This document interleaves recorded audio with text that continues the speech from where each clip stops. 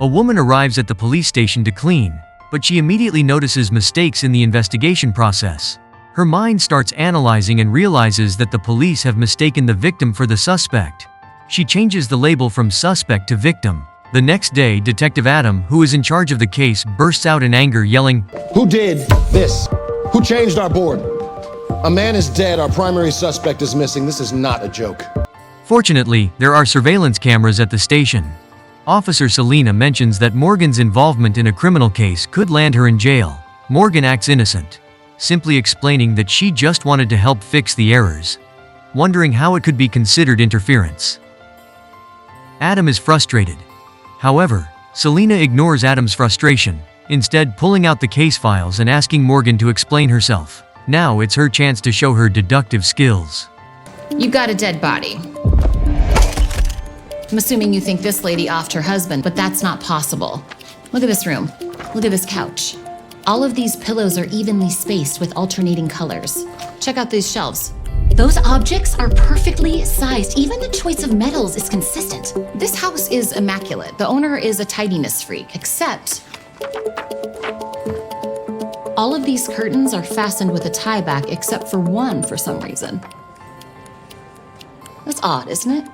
You're telling me this woman who meticulously arranges her couch pillows doesn't care about her curtains? So the tie back must have been used for something else. See, look, you've got hairs stuck to the chair leg. Somebody put tape around it, ripped it off, the glue stayed, and trapped the little bits. That means someone was tied up with the curtain cord and taped to the chair around their ankles. And since there are no marks on the victim's wrist, means there was a third person. We have Lynette tied to the chair, victim on the ground, and our unknown bondage freak who was either kidnapped or bumped off Lynette. Morgan's deduction is flawless, leaving even Adam, a seasoned detective, with no way to argue. But he still wants to counter her. And just as he speaks, a junior officer arrives and confirms. A woman was seen entering the house at the time of the murder. The third person! Even so, Morgan has broken protocol. Adam orders her to be held in a detention room, but he feels uneasy about it. He has to admit that Morgan's deduction is accurate, and they are now forced to restart the investigation, determined to quickly locate the missing individual. Luckily, a security camera near the crime scene captured footage of an Asian woman who was present on the day of the incident. Although she denies involvement and has no alibi, Adam and his team consider her their main suspect. However, Morgan, who is preparing to sign a confidentiality agreement, quickly glances at the footage and immediately notices that the video is not from the day of the incident. It turns out that, in the video, the wind is blowing southeast. But at this time of year, the wind in the city should be blowing northwest. Clearly, this footage was taken months earlier. The method for determining wind direction in the video is quite simple. There is a church in the background, and churches are usually built facing east, so that sunlight shines from behind, giving the priests a heavenly appearance. By observing the direction the leaves are blowing in the video, one can determine the wind direction. As for yesterday's wind direction at the crime scene, everyone should already know that. The police exchange confused glances, unsure if Morgan is mocking them. Morgan ignores all of this because she is very busy. She has 3 kids at home waiting for her care. Selena, curious about Morgan's knowledge, learns that Morgan is a fan of watching documentaries. With her remarkable intellect, Morgan often only needs 1 to 2 hours of sleep each day. However, because her IQ is so high, she cannot resist correcting mistakes when she sees them, which makes it hard for her to fit in with others. Eventually, she ends up working the night shift as a cleaner. Adam goes to pick up Letty, the victim's daughter. He needs her to share what she knows. A few weeks ago, the victim received a farewell letter from Sarah. She doesn't know the content, but the victim was devastated after learning that Sarah had taken her own life. That letter is now in the victim's office. As she leaves the police station, Morgan sees the victim's daughter. Being a mother herself, she deeply understands the girl's feelings at this moment. Selena also arrives and tells Morgan that if she agrees to assist with the investigation, she'll find a way to waive the fine and keep Morgan from being detained. After some persuasion, Morgan agrees, not out of fear of the penalty, but because she wants to help the girl who's looking for her mother.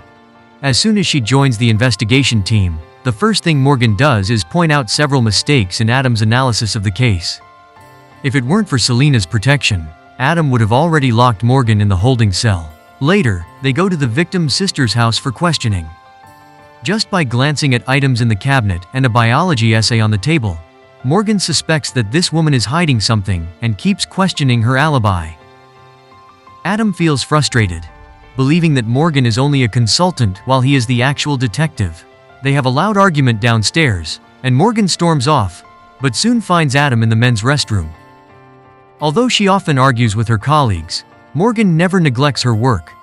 She disguises herself as a cleaning staff member, sneaks into the woman's company, and finds a suspicious letter in the victim's drawer. Adam is stunned by Morgan's actions.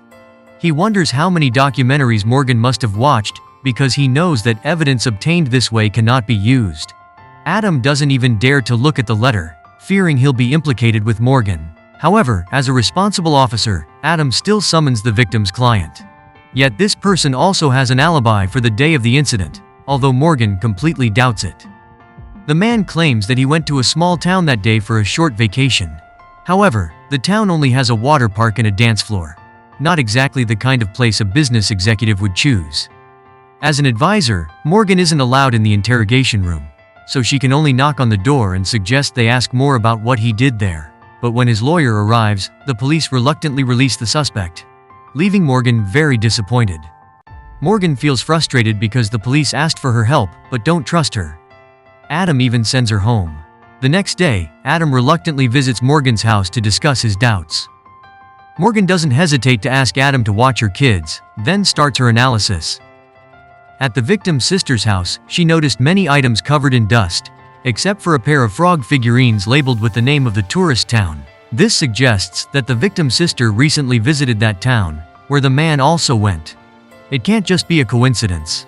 After dropping her kids off at school, Morgan and Adam go to the victim's house. She remembers that there was a photo on the victim's daughter's phone from 3 days before the incident, showing flowers that were still fresh.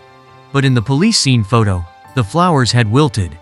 These flowers usually stay fresh for 4 or 5 days. Connecting this with the victim's sister's profession as a biologist and the man's job as a security technology expert, they realize the two may have adjusted the room's temperature to alter the time of death, creating an alibi. They didn't harm the other person because she was the victim's sister, likely out of affection. The tourist spot they visited wasn't random. It's where the sisters grew up. The police quickly locate the missing victim, who is found alive but tied up in a cabin.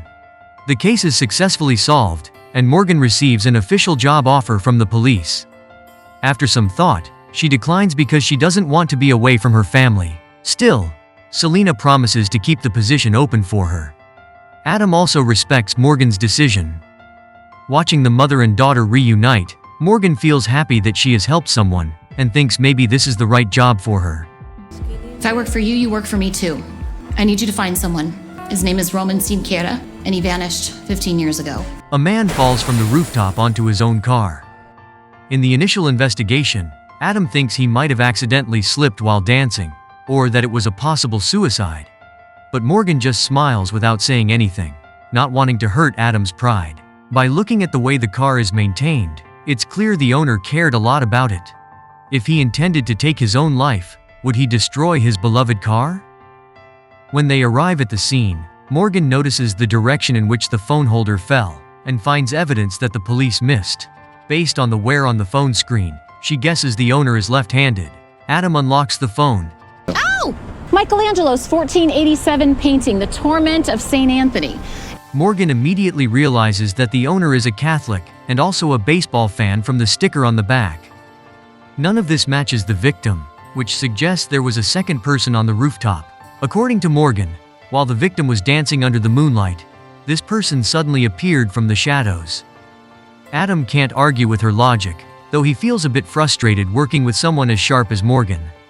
When they arrive at the hospital to visit the victim, Morgan immediately notices that 2 of the victim's friends are left-handed. One is wearing a cross pendant, and there's a man with a tattoo of baseball stitches on his arm. Adam immediately brings him to the station.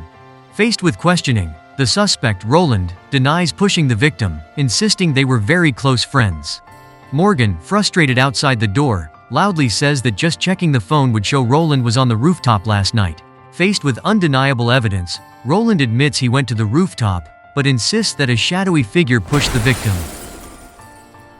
The police don't believe him, as his words seem baseless and the camera only captured the victim's car entering the alley, with no one else around. Morgan glances over the documents and starts thinking. While everyone dismisses the idea of a third person, Morgan proposes a different theory. He might. What'd you guys do with Damien's car? To confirm, she wants to examine the car again. In the trunk, the police find some paint marks. But since the victim was a car painter, no one paid attention to it.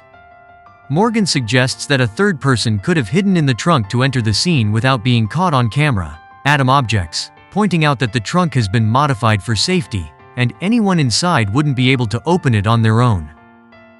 Morgan just smiles and asks him to check the trunk. While Adam is preparing to dismiss her theory, the trunk suddenly opens. Morgan laughs and steps out, explaining that the safety latch was tampered with. This explains why a well-maintained car had unusual paint marks. The third person was actually a co-worker of the victim at the repair shop. Adam has to admit that once again, Morgan was a great help. The two go to the repair shop, but it's clear that Adam doesn't get along with the staff there. Even after showing his police badge, no one pays him much attention. In the end, Morgan has to step in. Besides working as a cleaner, she has done many blue-collar jobs, so with just a few friendly words, she gets them comfortable enough to open up. After chatting for a while, the co-workers express sympathy for the victim, confirming that he was very friendly and had no conflicts with anyone, just as Roland said. When they return to the station and report back, Selena seems surprised, wondering why, with two people going to investigate, Adam didn't gather any information himself. Adam, slightly embarrassed, says that there's no need to investigate so deeply. Just verifying the alibi is enough. While they're in a meeting, the neighboring crime unit needs support for a robbery case. Beggars can't be choosers. I'll take anyone, except the cleaning lady. Morgan rolls her eyes but stays silent. After going home, she and her daughter look at paintings by Roman, her husband who disappeared 15 years ago. However, her daughter, feeling rebellious, insists that her father abandoned them. Although Morgan is very smart, she's at a loss about how to handle her daughter's rebellious attitude. Looking at the paintings, she suddenly remembers a detail related to the case. In the middle of the night, she drags Adam to the scene to reenact the situation. Based on their positions, if the attacker wanted to push the victim, he would have had to hide behind a nearby stone wall and wait until the victim turned his back. Hearing this, Adam starts to feel frustrated, thinking he already knew that detail.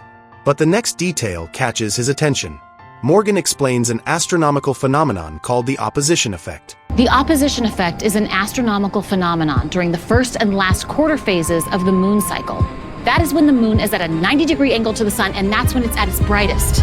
On the night of the incident, this phenomenon happened by chance. Because of this, the attacker's vision was blurred by the bright moonlight and couldn't see clearly who he was pushing.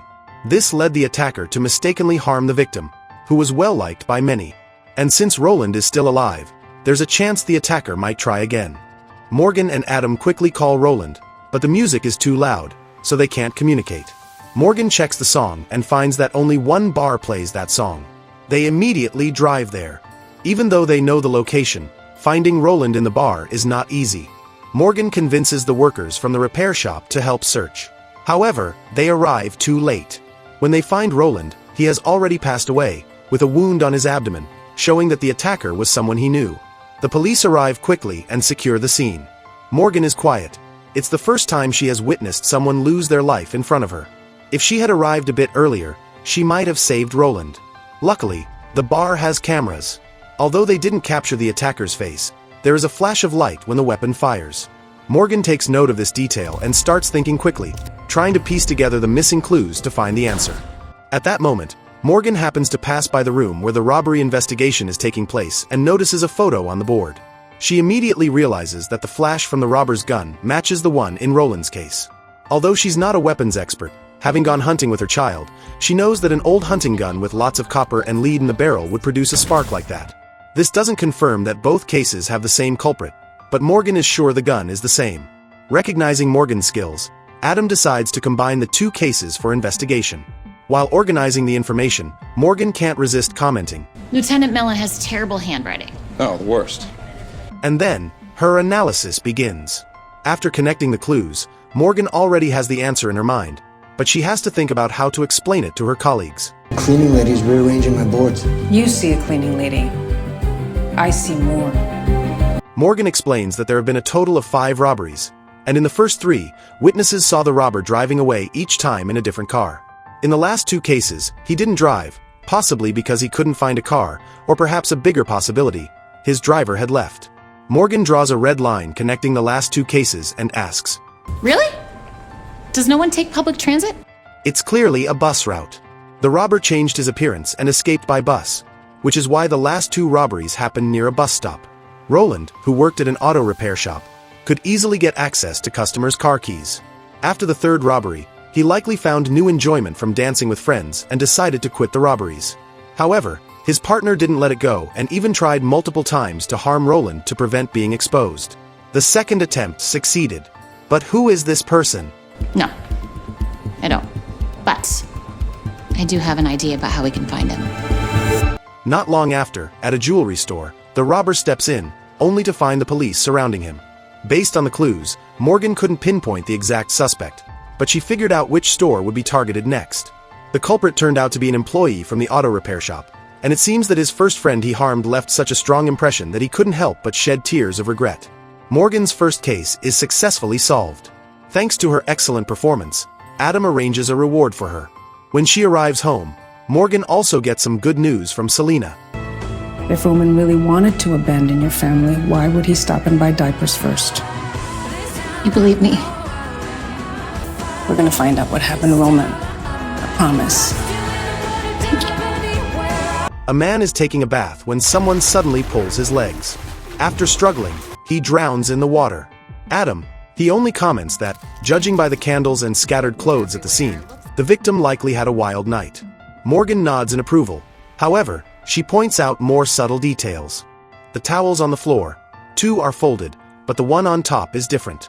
This suggests the suspect used the towel to clean the scene. Morgan kneels down and explains that a professional cleaner would use a mop. However, the marks at the scene clearly show the floor was wiped with a towel. As a guest, the victim wouldn't be so kind as to wipe the floor and then fold the towel. The victim may have met a woman with black hair the night before and was drugged before drowning. Adam interrupts, asking how Morgan knows the victim was drugged without an autopsy. Morgan explains simply, Well, 'cause who does their dishes in a hotel room? Except you, maybe. Anyway, this glass was rinsed out and wiped clean, and why would you do that unless you were trying to get rid of white residue? Notice anything else about the glass? All right, so whiskey tumbler, lead-free crystal cut, which is harder and more durable than glass, withstands most scratches, also refracts light beautifully. You want me to know you drink whiskey so bad. Point being, Adam quickly notices that the glass is very different from the usual ones in the room. According to Morgan's theory, the victim must have met a woman at a bar. They had a good time and went to the hotel together. They head to a nearby bar to investigate. The bartender confirms that the victim was with an attractive woman, but she had blonde hair. Really? Even though this differs from the initial theory, it doesn't change the situation. Hotel footage shows the blonde woman and the victim in the room for about 30 minutes. After she leaves, no one else enters. Additionally, the woman is a doctor, giving her access to medication. The police now have enough reason to bring her in for questioning. This is Morgan's first time participating in an interrogation. She quickly notices that the blonde woman is married.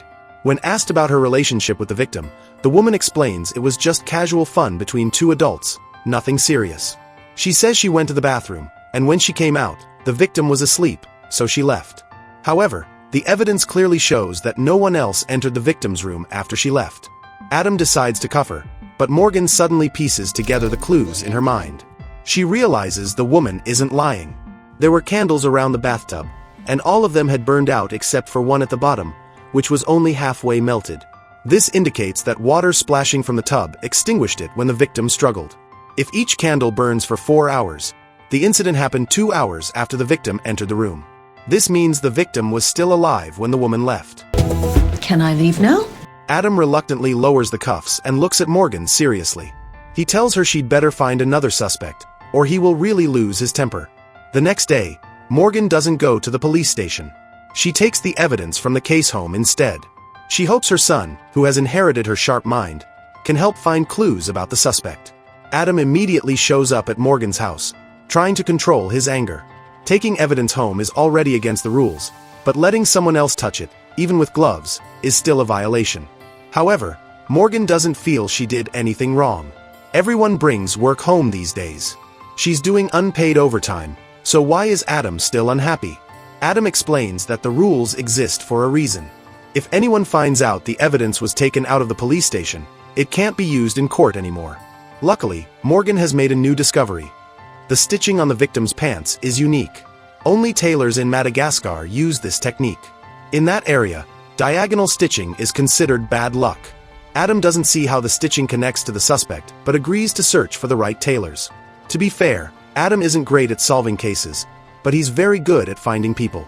After showing the victim's photo, a tailor provides a name that doesn't match the victim's hotel records. Could the victim have multiple identities and be a spy? Morgan thinks solving this is simple. They just need to go to the hotel's parking lot and use the victim's car keys. The car will likely have more clues. Even though Morgan once again breaks the rules by taking evidence outside, Adam doesn't say anything further. They quickly trace the car registration to the victim's home, Eduardo Cortez. During a conversation with the victim's wife, Adam purposely mentions that her husband was with another woman before he died. Morgan wonders why Adam would hurt the family of such a deceitful man. Morgan is very smart, but she's not as skilled as Adam in questioning or handling emotions. Adam uses a photo of the woman to check if the wife knows her, ruling out jealousy as a motive. Clearly, both Adam and Morgan have things to learn from each other. Next, they need to figure out why the victim used a fake identity and how the suspect avoided security cameras to enter the room. From the crime scene photos, Morgan notices the window is open. Could the suspect have climbed in through the window? Adam immediately objects, as the room is on the 4th floor. Still, they need to check. At the window ledge, they find a layer of makeup powder. The rough wall surface suggests the suspect may have climbed through the window to get inside. After confirming how the suspect entered, they discover a new clue. The victim's account recently received $200,000. As a taxi driver, he couldn't have earned that much money. Following the money trail, they visit a retirement home and meet the person who transferred the funds. Shockingly, the woman claims she was engaged to the victim and was planning a honeymoon in Mexico. Her son is furious, knowing his mother was scammed. They now confirm the victim's true identity, a con artist who deceived women to steal their money. Morgan later returns to visit the victim's daughter, who has just lost her father. In a photo of the mother and daughter, Morgan notices a strange tattoo. Morgan arranges to meet Adam at a bar and orders a drink for him. Adam is surprised. They haven't known each other for long, so how does Morgan know what he likes? It turns out that after working as a janitor at the police station for a month, Morgan has learned to figure out people's personalities based on their trash. She probably knows Adam better than he knows himself. When the bartender brings the drink, Morgan points out the tattoo from the photo of the victim. It's a snake, identical to the one on the bartender's wrist. Adam turns to the bartender with a serious look. Sensing danger, the bartender tries to escape. But Adam, as always, is excellent at catching people. Put the gun down. Soon, the bartender is restrained and taken to the police station. Adam, however, is still furious. If Morgan knew the bartender was suspicious, why didn't she inform him earlier? How can someone as smart as you are do so many stupid things? They have a heated argument. Morgan, frustrated by being criticized by someone she sees as less intelligent, declares she will quit. Adam, still angry, questions whether the police can solve any cases without her. Back at the station, Adam interrogates the bartender. The bartender insists he is not the killer. His role was only to help the victim find wealthy, vulnerable women. He explains that he and the victim met in prison, which is why they have matching tattoos. When the case hits a dead end, Morgan shows up at the station the next morning with a smile. She's not someone who gives up easily. Morgan points out that the bartender has long nails, which doesn't match someone capable of climbing to the 4th floor. Last night, Adam interrupted her before she could explain that the real suspect must have short nails and be skilled at climbing. The elderly woman's son from the care home fits this description. He owns climbing gear and has the ability to scale the building and attack the victim, drowning him afterward. His motive was to avenge his mother. When Adam orders his arrest, Morgan adds that they need to arrest one more person. The hotel window is normally locked. The suspect must have had an accomplice inside who opened the window and spiked the victim's drink. This person is the doctor they arrested earlier in the case. Finally, the case is solved. That day, the elderly woman's son planned to expose the victim scam but accidentally met the doctor. After hearing what his mother went through, the doctor also wanted revenge. The two teamed up and carefully planned what they thought was the perfect way to punish the victim. They didn't believe they were doing anything wrong. To them, Killing a scammer who preyed on the elderly and women was doing society a favor. However, despite being a scammer, the victim was still a loving father to his daughter. After the accomplices are arrested, Morgan apologizes to Adam. She admits that she sometimes lets her emotions take over and says things in the heat of the moment. To show her sincerity, Morgan bakes a cake for Adam, knowing it's his favorite. Morgan notices something strange about the plants in front of her. The garden owner planted cucumbers and tomatoes together. These two plants don't grow well together and compete for nutrients. A basic mistake like this shouldn't happen to an expert. Realizing something, Morgan kneels down to inspect the plants. She finds that they haven't even taken root. What are you saying, Morgan?